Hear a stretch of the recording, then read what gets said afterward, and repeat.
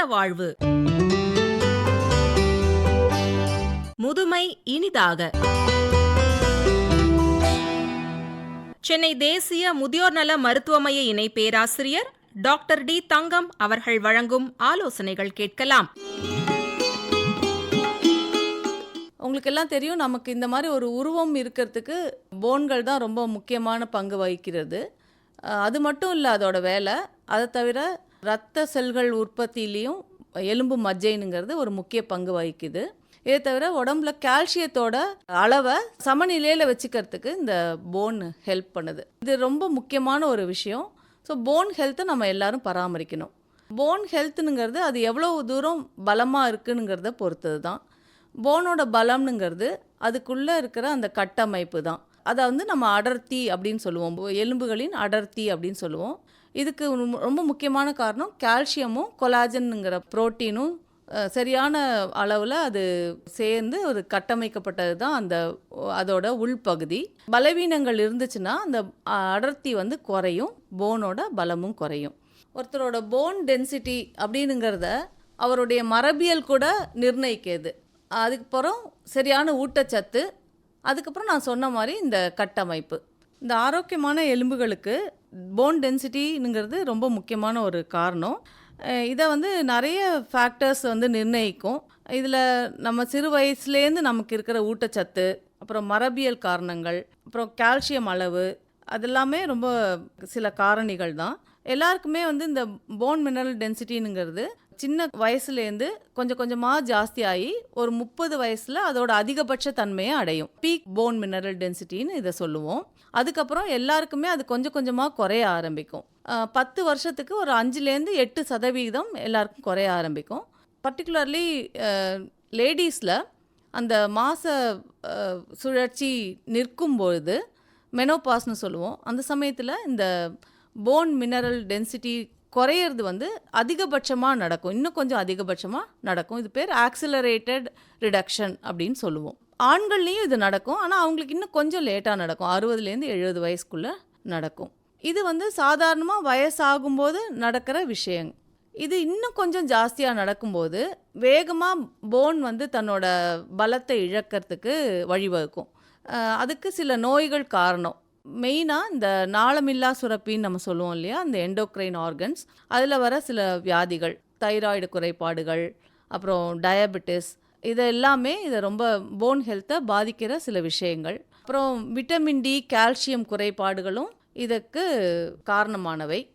சில மருந்துகள், ஸ்டீராய்டு போன்ற மருந்துகள் ரொம்ப நாளாக உட்கொள்ளும் போதும், அப்புறம் இந்த ரத்தம் உறையாமல் இருக்கிறதுக்கு யூஸ் பண்ணுற ஆன்டிகோயாகுலன்ஸ், இந்த மாதிரி ட்ரக்ஸ் யூஸ் பண்ணும்போதும், சில ஆன்டி கேன்சர் ட்ரக்ஸ், இது எல்லாமே இந்த போன் மினரல் டென்சிட்டியை பாதிக்கும், எலும்புகளை பலவீனப்படுத்துறதுக்கு வாய்ப்பு இருக்குது.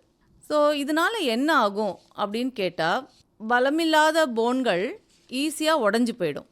இப்போது சின்ன வயசில் இருக்கும்போது நம்ம மேலேருந்து கீழே விழும்போது கூட சில சமயத்தில் அந்த எலும்புகள் உடையறதுக்கான சான்ஸ் ரொம்ப கம்மி. ஆனால் இந்த எலும்பு பலவீனமாக இருக்கிறவங்களுக்கு சாதாரணமாக நடக்கும்போது கீழே விழும்போது கூட அவங்களுக்கு எலும்பு உடையலாம். இன்னும் உங்களுக்கு அதோட தீவிரத்தை புரிய வைக்கணும்னா, எலும்பு ரொம்ப பலவீனமான இருக்கிற சமயத்தில் ஒரு பலமான தும்மல் கூட விலா எலும்புகளை உடைய செய்யலாம். அந்த அளவு அந்த போன் வீக்காக இருந்ததுன்னா ஈஸியாக அது உடஞ்சி போயிடும். இதுக்கு பேர் ஃப்ரெஜிலிட்டி ஃப்ராக்சர் அப்படின்னு நம்ம சொல்லுவோம். இது ஒன்று அதிகமான பெயினை உண்டு பண்ணும்.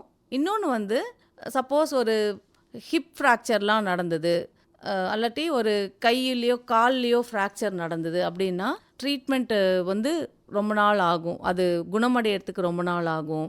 சில பேருக்கு அவங்க இந்த காரணத்தினாலே இன்னும் கொஞ்சம் வீக்காக போய் படுத்த படுக்கையாக போகிறதுக்கு கூட அவங்களுடைய மொபிலிட்டி எல்லாம் அஃபெக்ட் ஆகிறது மாதிரி கூட இதோட விளைவுகள் ஏற்படும். அதனால தான் நம்ம இதுக்கு ரொம்ப முக்கியத்துவம் கொடுக்கணும். மோஸ்ட் ஆஃப் த டைம் ஒரு ஃப்ராக்சர் இருக்கும்போது தான் இந்த ஆஸ்டியோபோரோசிஸ்ங்கிற கண்டிஷனையும் நம்ம கண்டுபிடிப்போம். அதனால தான் இதை சைலண்ட் எபிடமிக் அப்படின்னு சொல்கிறாங்க. இதுவும் ஒரு காரணம். நம்மளாவே அது ஒரு வயசுக்கு மேலே இந்த போன் மினரல் டென்சிட்டி எப்படி இருக்குங்கிறத நம்மளே டெஸ்ட் பண்ணி பார்க்கணும்.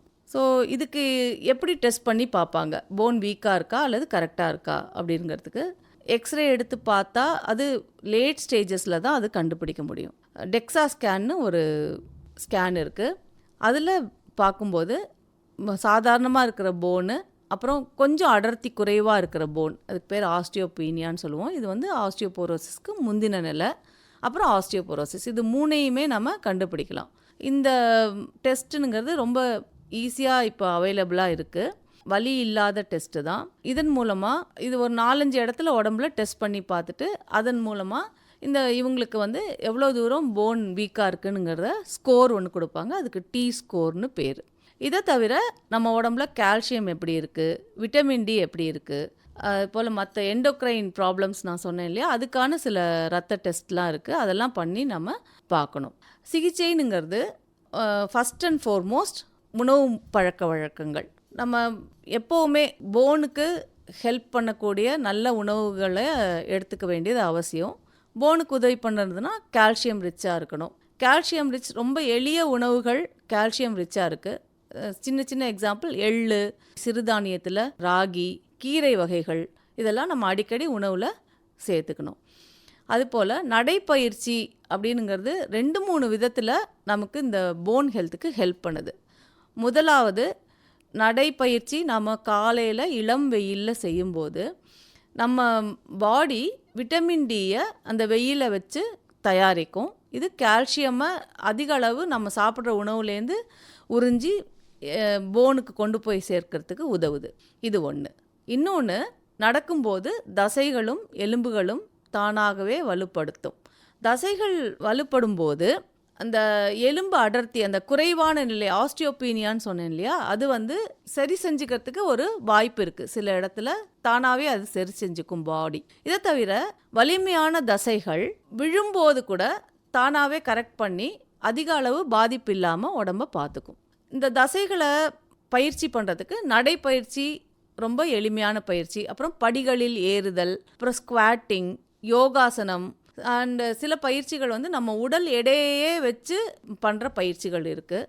இதை தவிர எக்ஸ்டர்னலாக சில எடைகள், ரொம்ப சின்ன சின்ன எடைகள், ஒரு 500 கிராம் இருக்கிற வாட்டர் பாட்டில் வச்சு பண்ணலாம், 1 லிட்டர் பாட்டில் வச்சு பண்ணலாம். இந்த மாதிரி எடையை வச்சு நம்ம பண்ணும்போது இதுக்கு பேர் ரெசிஸ்டன்ஸ் எக்ஸசைஸ்ன்னு சொல்லுவோம். இது வந்து தசைகளை மேலும் வலுப்படுத்தும். இந்த மாதிரி தசைகள் வலுவாக இருக்கும்போது எலும்புகளும் வலுவாக இருக்கிறதுக்கு சான்ஸ் இருக்குது. வாழ்க்கை முறை மாற்றங்கள், இதை தவிர வேறு என்ன வாழ்க்கை முறை மாற்றம் ஏற்படுத்தலாம்? அதிகமாக புகைப்பிடிக்கிறவங்க அதை நிறுத்தணும். குடிப்பழக்கம் இருக்கிறவங்க அதை அறவே விடணும். நிறைய காஃபி குடிக்கிறவங்க அதிக அளவு கெஃபீனும் போன் அடர்த்தியை வந்து குறைக்கும், அதுவும் அவங்க குறைச்சிக்கணும். அந்த 25லேருந்து 30 நிமிஷம் 40 நிமிஷம் தான் உடற்பயிற்சின்னு இல்லாமல் நாள் ஃபுல்லாகவே நம்ம வந்து சுறுசுறுப்பாக இருக்கணும், செயல்பட்டு கொண்டே இருக்கணும். இப்போ டிவி பார்க்கும்போது கூட ஒரு 10 நிமிஷம் நம்ம நடந்து போகணும், சின்ன சின்ன விஷயங்களை அதில் செஞ்சுட்டு வரணும். இந்த மாதிரி இருக்கும்போது செடென்ட்ரி ஹேபிட்னுங்கிறது அவாய்ட் பண்ணப்படும். நாள் ஃபுல்லாகவே நம்ம உடம்பு ஆக்டிவாக இருக்கும். அதுக்கப்புறம் தேவையில்லாத மருந்துகளை உட்கொள்ளக்கூடாது. அதுபோல் ஒரு மருத்துவர் ஒரு குறிப்பிட்ட நேரத்துக்கு தான் மருந்து கொடுத்துருந்தாருன்னா அதோடு நிறுத்திக்கணும். அது அவரோட ஆலோசனை இல்லாமல் நம்ம பாட்டுக்கு நிறைய நாள் அதையே எடுத்துகிட்டு இருக்கக்கூடாது. நிறைய பேர் இந்த தூக்க மாத்திரைகள் எல்லாம் ஒரு 5 நாள் 10 நாளைக்கு கொடுத்துருக்கிறத தொடர்ந்து எடுத்துகிட்டு இருப்பாங்க. அதுபோல் இந்த அல்சர் மாத்திரைகள், பிபிஐன்னு சொல்லுவோம், புரோட்டான் பம்ப் இன்ஹிபிட்டர்ஸ், இதெல்லாம் என்ன ஆகிடுதுன்னா நம்மளோட உடம்புலேருந்து நம்ம சாப்பிட்ற கால்சியமை குடல்லேருந்து உறிஞ்சிறத அது வந்து தடுக்குது. இந்த மாதிரி மருத்துவரோட ஆலோசனை இல்லாமல் மருந்துகளை உட்கொள்வதை தடுக்கணும். இதுவுமே ரொம்ப ஹெல்ப் பண்ணும் போன் ஹெல்த்துக்கு. இதுவே தவிர ஆஸ்டியோபோரோசிஸ்க்கு இப்போ நல்ல நல்ல மருந்துகளும் இருக்குது. சில மருந்துகள் வருஷத்துக்கு ஒரு தடவை கூட இன்ஜெக்ஷன் மூலமாக போட்டுக்கலாம். டெய்லி சாப்பிட்ற மருந்துகளும் இருக்குது. 6 மாதத்துக்கு ஒருக்கா போட்டுக்கிற மருந்துகள் இருக்குது. அதுபோல் கேன்சர் பேஷண்ட்ஸுக்கு உதவுற மாதிரி வேறு சில மருந்துகள் இருக்குது. ஃப்ராக்சர் ஆனோன்னா அந்த பெயினை குறைக்கிறதுக்கு, அதே சமயத்தில் போன் மினரல் டென்சிட்டியை இன்க்ரீஸ் பண்ணுறதுக்கும் வேறு விதமான மருந்துகள் இருக்குது. அந்தந்த சந்தர்ப்பத்தில் சில மருந்துகளை யூஸ் பண்ணுவாங்க. அதை டாக்டர் அறிவுரையோட கட்டாயம் எடுத்துக்கலாம். இது வந்து நிஜமாவே ஒரு பெரிய வரம். இந்த ஒரு 10 ஆண்டுகளில் நிறைய மருந்துகள் இதுக்காக இருக்குது. அதை தொடர்ந்து நம்ம எடுத்துக்கிறது நல்லது. அதுலேயும் சில ப்ரிகாஷன்ஸ் இருக்குது, அதையும் ஃபாலோ பண்ணணும். சிம்பிளாக சொல்லப்போனால் ஆஸ்டியோபோரோசிஸ்ங்கிறத நம்ம ஆக்டிவாக அது இருக்கா இல்லையானுங்கிறத டெஸ்ட் பண்ணி பார்த்துக்கணும். சின்ன சின்ன பழக்க வழக்கங்களை மாற்றுறது மூலமாக நம்ம அந்த போன் ஹெல்த்தை நல்லா மெயின்டைன் பண்ண முடியும். அண்ட் சில சந்தர்ப்பங்களில் மருந்துகள் தேவைப்படும்.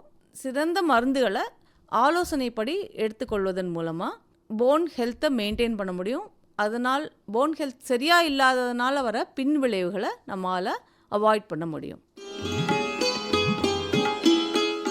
இதுவரை சென்னை தேசிய முதியோர் நல மருத்துவ மைய இணை பேராசிரியர் டாக்டர் டி தங்கம் அவர்கள் வழங்கிய முதுமை இனிதாக யோக பயிற்சியாளர் எல் செல்வரதி அவர்கள் வழங்கும் ஆலோசனைகள் கேட்கலாம். இன்னைக்கு நம்ம முதியோர் நலம் பகுதியில் என்ன பார்க்க போகிறோம் அப்படின்னா, உயர் ரத்த அழுத்தம், குறைந்த ரத்த அழுத்தம், பிளட் ப்ரெஷர் ரிலேட்டடான பயிற்சிகளை எப்படி பண்ணுறது அப்படின்னு பார்க்கலாம். ஓகேங்களா? இப்போது உயர் ரத்த அழுத்தம் இருக்கிறப்போ அடிக்கடி தலைவலி வர்றது, அதே மாதிரி தலை சுற்றுறது, என்னன்னே தெரியாமல் மயக்கம் வர்றது, இந்த மாதிரி உணர்வுகள்லாம் நிறையா இருக்குது. ஒரு சில நேரங்கள் நமக்கு என்ன தெரியாதுன்னா, தலைவலி எதனால் வருதுன்னே தெரியாது.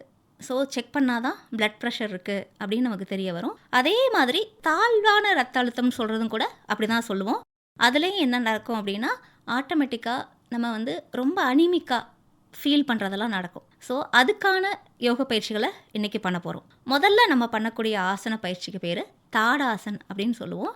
2 கால்களையும் சேர்த்து வச்சுட்டு மூச்சு வாங்கிக்கிட்டே கைகள் 2ஐயும் பக்கவாட்டில் உயர்த்தி காது வரைக்கும் கொண்டு போய் ஸ்டே பண்ண போகிறோம். ஓகேங்களா? கையை நல்லா மேலே எடுத்து கம்ப்ளீட்டாக எவ்வளோ முடியுமோ உயர்த்தணும். உயர்த்துறப்போ என்ன நடக்கும் அப்படின்னா, உங்கள் ஸ்டமக், அதாவது வயிற்று பகுதியிலேருந்து நம்ம செஸ்டெல்லாம் நல்லா உயர்றதை உணர முடியும்.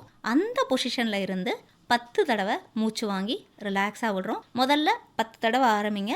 அதுக்கப்புறமா கொஞ்சம் கொஞ்சமாக கூட்டி 15 கவுண்ட்டு 15 தடவை வரைக்கும் பண்ணலாம். இப்போ கைகளை நல்லா உயர்த்தி நின்றுக்கிட்டு நல்லா ஆழமாக மூச்சு வாங்கி மெதுவாக விடுறோம்.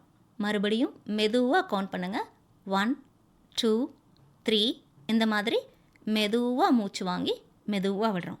ஃபஸ்ட்டு ஆசனாவுக்கு பேர் தாடாசன். 2வது ஆசனா என்ன பண்ண போகிறோன்னா, நம்ம எவ்வளோ முடியுதோ உடம்பை திருப்பி, அதாவது முதுகு தண்டுவடத்தை வலிமைப்படுத்துறதுக்கான ப்ராக்டிஸ்ன்னு சொல்லலாம் இதை.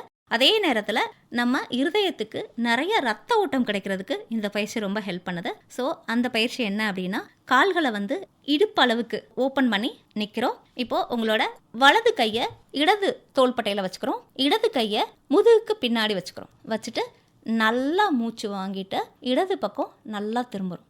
எவ்வளோ முடியுதோ உடம்பை திருப்பி பின்னாடி உள்ள சுவரை பார்க்குறோம். ஓகே, உங்களால் முடிஞ்ச அளவுக்கு பண்ணலாம். வலது கை எடுத்து இடது ஷோல்டரில் வச்சுட்டு இடது கையை முதுகுக்கு பின்னாடி வச்சு இடது பக்கம் திரும்பி நல்லா ஆழமாக மூச்சு வாங்கி மெதுவாக விடணும். 15 தடவை மூச்சு வாங்கி விட்டதுக்கப்புறம் நல்லா ரிலாக்ஸ் பண்ணிவிட்டு அதுக்கப்புறம் இடது கை எடுத்து வலது தோள்பட்டையில் வச்சுட்டோம், வலது கையை முதுகுக்கு பின்னாடி வச்சுட்டு வலது பக்கம் திரும்பி 15 கவுண்ட்டு நல்லா ஆழமாக மூச்சு வாங்கி ரிலாக்ஸாக விடணும். இப்போது நீங்கள் இந்த பொசிஷனில் நிற்கிறப்போ உங்களால் ஃபீல் பண்ண முடியும், நம்ம நெஞ்சு பகுதிக்கு நிறைய காற்று போகிறத உணர முடியும். ஸோ இது நம்மளோட ரத்த அழுத்தத்தை குறைக்கிறதுக்கு ரொம்பவே உதவி பண்ணும். அடுத்த ஆசனா பரிவர்த்தன திரிகோணாசன் அப்படின்னு சொல்லுவோம். 1.5 மீட்டர்ஸ் கால்களை நல்லா அகலமாக விரித்து வச்சுட்டு 2 கையும் உங்களோட ஷோல்டர் லெவலில், அதாவது தோள்பட்டை அளவில் ஓப்பன் பண்ணிக்கிறோம்.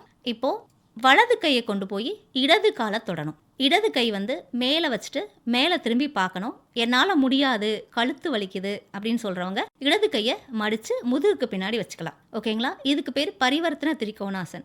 2 காலையும் ஒரு 1.5 மீட்டர்ஸ் அளவுக்கு ஓப்பன் பண்ணியிருக்கோம். கை 2ம் ஷோல்டர் லெவலில் ஓப்பன் பண்ணிவிட்டு ரைட் ஹேண்ட் கொண்டு போய் லெஃப்ட் லெக் டச் பண்ணுறோம். இதில் இந்த பொசிஷனில் ஸ்டே பண்ணுறோம் 15 கவுண்ட்டு. அதுக்கப்புறமா அதே மாதிரி இடது கை கொண்டு போய் வலது காலில் தொட்டு அதுலேயும் 15 கவுண்ட் ஸ்டே பண்ணணும். ஓகேங்களா? இதுக்கு பேர் பரிவர்த்தன திரிகோணாசன். இதுவுமே நம்மளோட பிளட் ப்ரெஷர் லெவலை நார்மல் பண்ணுறதுக்கு ரொம்ப ஹெல்ப் பண்ணும். இது ஸ்டாண்டிங்கில். நெக்ஸ்ட் சிட்டிங்கில், அதாவது உட்கார்ந்த நிலையில் பண்ணுற பயிற்சியில் நேராக நிமிர்ந்து உட்காந்துட்டு கால்களை மடித்து சம்மணம் போட்டு உட்கார்றதுன்னு சொல்லுவோம் இல்லையா? கால்களை மடித்த நிலையில் உட்காந்துட்டு இதே மாதிரி இடது கையை எடுத்து வலது முட்டியில் வச்சுட்டு வலது கையை முதுகுக்கு பின்னாடி கொண்டு போயிட்டு நல்லா வலது பக்கம் திரும்பி 15 கவுண்ட் நல்லா மூச்சு வாங்கி விடணும். அதே மாதிரி அடுத்து வலது கை எடுத்து இடது முட்டியில் வைக்கிறோம், இடது கை எடுத்து முதுகுக்கு பின்னாடி வச்சுட்டு நல்லா டர்ன் பண்ணி நல்லா மூச்சு வாங்கி ரிலாக்ஸாக விடுறோம். இது ட்விஸ்டிங். எவ்வளோ முடியுதோ உங்களோட பின்னாடி இருக்கிற சுவரை பார்த்து ஆழமாக மூச்சு வாங்கி ரிலாக்ஸாக விடுங்க. நம்ம நின்ற நிலையில் செஞ்ச பயிற்சியிலேருந்து செகண்ட் பயிற்சி தான் இது. இது வந்து ட்விஸ்டிங்னு சொல்கிறோம். எவ்வளோ முடியுதோ உடம்பை திருப்புறப்போ ஆட்டோமேட்டிக்காக பிளட் சர்க்குலேஷன் ரிலாக்ஸாக நம்மளோட ஹார்ட் பகுதிக்கு போகுது. சரிங்களா? நெக்ஸ்ட் நம்ம பண்ணக்கூடிய பயிற்சி உவைத கோணாசன் அப்படின்னு சொல்லுவோம். உங்களால் முடிஞ்ச அளவுக்கு 2 காலை ஓப்பன் பண்ணிக்கிறோம். ஒரு 1.5 மீட்டர்ஸ் வரைக்கும் ஓப்பன் பண்ணிக்கலாம். உங்களோட இடது கையால் இடது காலை சைடில் போய் பிடிச்சிக்கிறோம். வலது கை காதுக்கு மேலே இருக்கணும். வலது கை வலது காதுக்கு மேலே. இந்த பொசிஷனில் ஒரு 15 கவுண்ட் ஸ்டே பண்ண போகிறோம். நல்லா மூச்சு வாங்கி விட்டுட்டு அதுக்கப்புறமா அதே மாதிரி வலது கை வலது காலை பிடிக்கிறோம். இடது கை காதுக்கு மேலே கொண்டு வந்து 15 கவுண்ட் நல்லா மூச்சு வாங்கி ரிலாக்ஸாக விடுறோம். இதுக்கு பேர் உவைத கோணாசன். இதுவுமே நம்மளோட ரத்த அழுத்த நிலையை வந்து சமப்படுத்துறதுக்கு ரொம்ப ஹெல்ப் பண்ணுது. இதெல்லாம் வந்து ரொம்ப ஈஸியான பயிற்சி. நம்ம வந்து 60 வயசுக்கு மேலேயும் ரொம்ப எளிமையாக பண்ணக்கூடிய பயிற்சிகள். சரிங்களா? உட்கார்ந்த நிலையிலையும் நம்ம பண்ணக்கூடிய பயிற்சியை பார்த்துருக்கோம். படுத்த நிலையில் நல்லா ரிலாக்ஸாக கட்டிலையோ இல்லை முடிஞ்ச அளவுக்கு தரையில் ஒரு பாயை விரித்து படுக்கிறது ரொம்ப நல்லது. இல்லை என்னால் முடியாது அப்படின்னு சொன்னால் ரிலாக்ஸாக கட்டிலில் படுத்துட்டு கை 2ம் காதை ஒட்டி நல்லா நீட்டிக்கங்க. நீட்டிட்டு கையை வந்து 2 ஆள் இழுத்தா எவ்வளோ ஒரு அழுத்தம் கிடைக்கும், அது மாதிரி கையை நல்லா காதுக்கு மேலே ஸ்ட்ரெச் பண்ணுறோம். அதே மாதிரி காலை கீழே 2 பேர் இழுத்தா எவ்வளோ ஸ்ட்ரெச் கிடைக்கும், அதே மாதிரி 2 பேர் இழுக்கிற மாதிரி காலை நல்லா ஃப்ரண்டில் ஸ்ட்ரெச் கொடுக்குறோம். கையை மேலே நல்லா ஸ்ட்ரெச் கொடுக்குறோம். இப்படி ஸ்ட்ரெச் பண்ணுறது மூலமாக உடம்புல எல்லா பாட்டுக்கும் ரத்த ஓட்டம் வந்து ரொம்ப ரிலாக்ஸாக போயிட்டு வரும். இது வந்து படுத்த நிலையில் பண்ணக்கூடிய பயிற்சியில் நம்ம ரத்த அழுத்தத்துக்கு சேர்த்துக்கலாம். நெக்ஸ்ட் வந்து குப்புறப்படுத்திட்டு புஜங்காசன்னு சொல்லுவோம். அது வந்து எல்லா விஷயத்துக்குமே ஹெல்ப் பண்ணும். புஜங்காசன் முதல்ல படுத்த நிலையில் பண்ணக்கூடிய பயிற்சியில் ரொம்ப இம்பார்ட்டண்டான பயிற்சின்னு சொல்லலாம். என்ன பண்ணணும்னா குப்புறப்படுத்திட்டு 2 கையும் உங்களோட மார்பு பகுதியை ஒட்டி வச்சுட்டு நல்லா மூச்சு வாங்கிட்டே என்ன பண்ண போகிறோம், மெதுவாக உங்களோட மேல் பகுதியை அதாவது தலையிலேருந்து மெதுவாக லிஃப்ட் பண்ணுறோம். பாம்பு மாதிரி. புஜங்கம் அப்படின்னா பாம்பு, புஜம் அப்படின்னா கையின்னு அர்த்தம், புஜங்காசன் அப்படின்னா பாம்பு மாதிரி இருக்கிற நிலைன்னு அர்த்தம். நல்லா மெதுவாக உங்களோட அப்பர் பாடியை மேலே லிஃப்ட் பண்ணி நேராக பார்க்கணும். புஜங்காசன். இதெல்லாம் வந்து நம்ம ரத்த அழுத்தம் சீராக நம்ம பண்ணக்கூடிய பயிற்சிகள். அதுக்கப்புறமா ஒரு பிரணயாமா பார்க்கலாம். அது எதுக்கு ஹெல்ப் பண்ணோம் அப்படின்னா நம்ம பிளட் சர்க்குலேஷனை ப்ராப்பர் பண்ணுறதுக்கு சக்தி பிரணயாமா அப்படின்னு சொல்லுவோம். நல்லா மூச்சு வாங்குறோம், வாயை குவிச்சு வச்சு வாய் வழியாக மெதுவாக மூச்சு விடுறோம். இந்த மூச்சு பயிற்சி வந்து 1 மணி நேரத்துக்கு ஒரு தடவை 10 தடவை 10 கவுண்ட் பண்ணலாம். இது மட்டும் எப்போனாலும் பண்ணலாம். சாப்பிட்ருக்கோம் சாப்பிடலை அப்படின்லாம் எந்த ரூல்ஸ் அண்ட் ரெகுலேஷன்ஸும் கிடையாது. எப்போனாலும் பண்ணலாம். சக்தி பிரணயாமா ஆட்டோமேட்டிக்காக இது பண்ணுறப்போ மனசில் பதட்டம் குறையும். அப்போது ஆட்டோமேட்டிக்காக பிளட் ப்ரெஷரும் குறையும். இப்போது நம்ம 2 முத்திரைகள் பார்த்துடலாம். அதாவது low blood pressure and high blood pressure. Low blood ப்ரெஷருக்கு என்ன பண்ண போகிறோம் அப்படின்னா உங்களோட மோதிர விரலை மடித்து அதாவது ரிங் ஃபிங்கரை மடித்து தம்போட டிப்போட சேர்த்துக்கிறோம் 2 கையிலையும். இந்த முத்திரை 15 நிமிஷம் 2 வேளை, காலையில் ஒரு தடவை ஈவினிங் ஒரு தடவை பண்ணலாம். ஓகேங்களா? லோ பிளட் ப்ரெஷருக்கு நம்ம பிருத்திவி முத்ரா அப்படின்னு சொல்லுவோம். இதை பண்ணுறோம். நெக்ஸ்ட் வந்து ஹை பிளட் ப்ரெஷராக இருக்குது அப்படின்னா அதாவது ரத்த அழுத்தம் அதிகமாக இருக்குது அப்படின்னா மியாவ் முத்ரான்னு சொல்லுவோம். உங்களோட நடுவிரலையும் மோதிர விரலையும் மடிச்சுக்கிறோம். அது வந்து உள்ளங்கையில் தொடக்கூடாது. இப்போ மற்ற எல்லா விரலும் நேராக இருக்கணும். நடுவிரலும் மோதிர விரலும் மடிச்சுட்டு உள்ளங்கையில் தொடாமல் எல்லா விரலும் நேராக இருக்கணும். இதுக்கு பேர் மியாவ் முத்ரா. ஓகே, இது வந்து உயர் ரத்த அழுத்தத்துக்கு ரொம்ப ஹெல்ப்ஃபுல்லாக இருக்கும். ஸோ இன்றைக்கி நம்ம பார்த்த எல்லா பயிற்சிகளும் உங்களோட ரத்த அழுத்த லெவலை நார்மல் படுத்துறதுக்கு அதாவது சமப்படுத்துறதுக்கு ரொம்ப ஹெல்ப் பண்ணும். இதுவரை முதுமை இனிதாக யோக பயிற்சியாளர் எல் செல்வரதி அவர்கள் வழங்கிய ஆலோசனைகள்.